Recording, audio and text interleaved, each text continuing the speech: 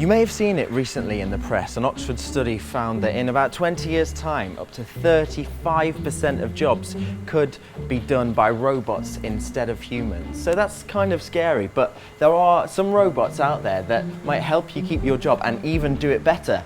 For example, this guy that's behind me right now, his name is Now, and he's given us a cute little wave. Hello, Now.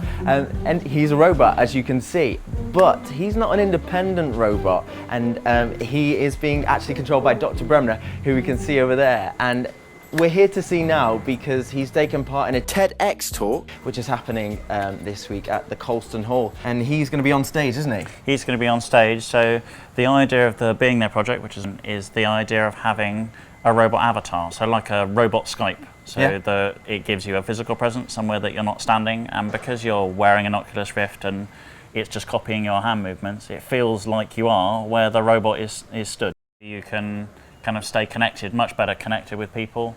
And also this is just a kind of proof of principle at the moment, using this small kind of cute robot, but you want to have it with a robot that can maybe work with other people, so you could like collaborate on projects remotely. So this is really just the start of a real bigger idea then, isn't it? Yes, yeah. And where we ultimately want to get to with the project is being able to have the robot do some of these things automatically, so that instead of having to stand in front of a Kinect and wave around, you could set it your keyboard and it would know when to do the gestures and that sort of thing, so we can build up this kind of semi-autonomy.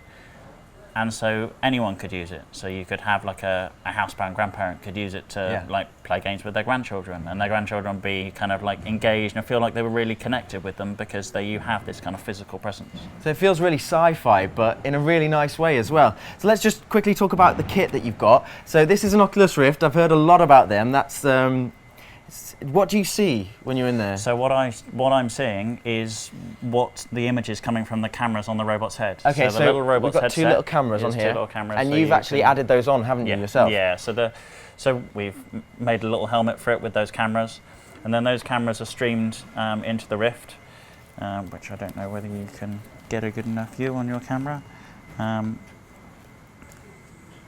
So it's pretty much almost, you know, give or take a few, high street tech, because we've got an Xbox Connect here, which is quite prominent in robotics, isn't it? Yeah. So the kind of consumer electronics, as they get more and more kind of useful, kind of that is a great tool driven by a completely different need. But from our point of view, like having a full motion capture suite is cumbersome because it needs to be set up in a specific room. Yeah. It costs £40,000.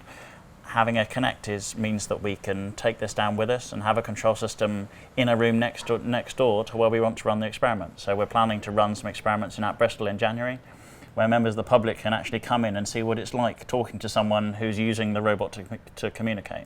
Thanks, Dr. Bremner, for chatting to us. I think it's great what you're doing, and good luck for your TEDx talk this week. And good luck too to Now, who will be taking centre stage on the TEDx talk at Colston Hall this week. The event is sold out, but you don't have to miss it. You can watch it all online, and you can find out how this little guy could help you out by replacing you in those Monday morning meetings that you don't want to get out of bed for.